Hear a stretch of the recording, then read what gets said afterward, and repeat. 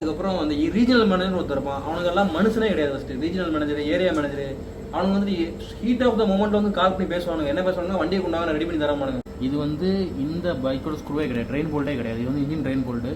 என்ன லட்சத்தில் வைப்பாங்க. ஆல்ரெடி ஒரு ப்ராப்ளம் முடிஞ்சு தான் இந்த ஆல்ரெடி ஒரு பிரச்சனை ஆயிடுச்சு, இன்ஜின் ஆயில் மாற்றலை அப்படின்னு சொல்லி தான் வண்டியை விட்டு பிரச்சனை பண்ணி மறுபடியும் எல்லாத்தையும் மாற்றுறேன். மாற்றிட்டு அன்றைக்கி டெலிவரி எடுக்கிறப்போ நான் கீழே செக் பண்ணும்போது இதில் வந்துட்டு ஒரு பேஸ்ட்லாம் தடவி தான் வச்சுருந்தாங்க. நான் அப்போ வந்து கேட்குறேன் என்ன ஆச்சு அப்படின்னு. இல்லை ப்ரோ, நாங்கள் எல்லா வண்டிக்கும் இப்படி தான் புளுத்துவோம் அப்படின்னு சொல்லிட்டு சொன்னாங்க என்கிட்ட. அதுக்கப்புறம் இன்ஜின் ஆயில் வடிஞ்சுது. உடனே நெக்ஸ்ட் டே அவங்க சரி பண்ணி கொடுத்தாங்க. என்ன பண்ணி கொடுத்தாங்கன்னா மறுபடியும் இதில் மேலே பேஸ்ட்லாம் அப்ளை பண்ணி எனக்கு கொடுத்து விட்டுருக்காங்க. நான் அப்பவும் கேட்குறேன் என்னது, என்ன ஆச்சு, என்ன பிரச்சனை, உண்மையாக சொல்லுங்கள் அப்படின்னா. எதுவும் கேஸை உடச்சிட்டிங்களான்னு கேட்டேன். இல்லைன்னு சொன்னாங்க. இப்போ 1000 கிலோமீட்டர் நான் ஓட்டிட்டு நான் இப்போ சென்னையில் இருக்கேன். அப்புறம் இன்ஜின் ஆயில் மாற்றுறதுக்கு நீங்கள் நான் வந்து கலட்டுறேன். இவங்க மேலே எனக்கு நம்பிக்கை கிடையாது. அதனால் இன்ஜின் ஆயில் மாட்டுறதுக்கு நான் கலட்டி இன்ஜின் ஆயிலும் மாட்டியாச்சு. இன்ஜின் ஆயிலும் மாற்றிட்டேன். இந்த ஸ்க்ரூ வந்துட்டு உள்ளே போகவே மாட்டுது. அதாவது நம்ம வந்துட்டு த்ரெட் அப் பண்ண நீங்கள் உள்ள த்ரெட்டே இல்லை, நம்ம சுற்றிட்டே தான் இருக்குது. இதை நான் ஷோரூம்க்கு நீங்கள் நான் கால் பண்ணி கேட்குறேன் எதுக்கு அப்படி பண்ணுறீங்க அப்படின்னு கேட்குறேன். இல்லை ப்ரோ, உங்கள் வண்டியில் ஆல்ரெடி ப்ராப்ளம் இருந்துச்சு, அது உடஞ்சிருந்துச்சு அப்படின்னா. சரி, உடஞ்சிருந்ததுக்கு ப்ரூஃப் இருக்கா, என்கிட்ட உடையாமல் இருந்தால் உங்கள்கிட்ட கொடுத்தேன்னு என்கிட்ட ப்ரூஃப் இருக்குது, உங்ககிட்ட ப்ரூஃப் இருக்கான்னு கேட்குறேன்.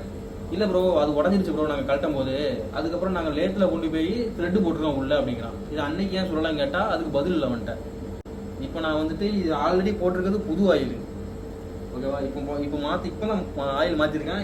இப்போ எனக்கு இங்கேருந்து 15 கிலோமீட்டர் வெளியே போனால் எதுனாலும் வாங்க முடியும். இந்த ஒரு பேஸ்ட் வாங்குறதுக்கு 15 கிலோமீட்டர் போகணும். இப்போ எனக்கு வேறு ஆப்ஷனே கிடையாது. இதை வச்சு ஒட்டி தான் இதை ஓட்ட முடியும் என்னால். இப்போ இதை வாங்குறதுக்கு நான் வந்துட்டு இந்த இன்ஜினில் ஊற்றி அப்படியே ஆயிலை வடிச்சுக்கிட்டே நான் வந்துட்டு 15 கிலோமீட்டர் போயிட்டு மறுபடியும் 15 கிலோமீட்டர் வந்திருக்கேன். இன்னொரு ஆயில் வாங்கியிருக்கேன். இப்போ ஒரு தான் எனக்கு வந்துட்டு எவ்வளோ செலவு. இப்போ வந்துட்டு எனக்கு ஏதோ ஒரு அளவு இதை பற்றி தெரியுங்கிறனால வந்து மாட்டிக்கிட்டு இருக்கேன். நான் இருக்கிற ஒரு காடு சுற்றி காடு எப்படி போக முடியும் நான். அதனால நீங்கள் இதுக்கெல்லாம் பண்ணதுக்கு வசமாக உங்கள் மேலே எல்லா மேலே ஒரு கம்ப்ளைண்ட் இருக்குது. அதுக்கு எல்லாத்துக்கும் தயாராக இருந்துக்கோங்க.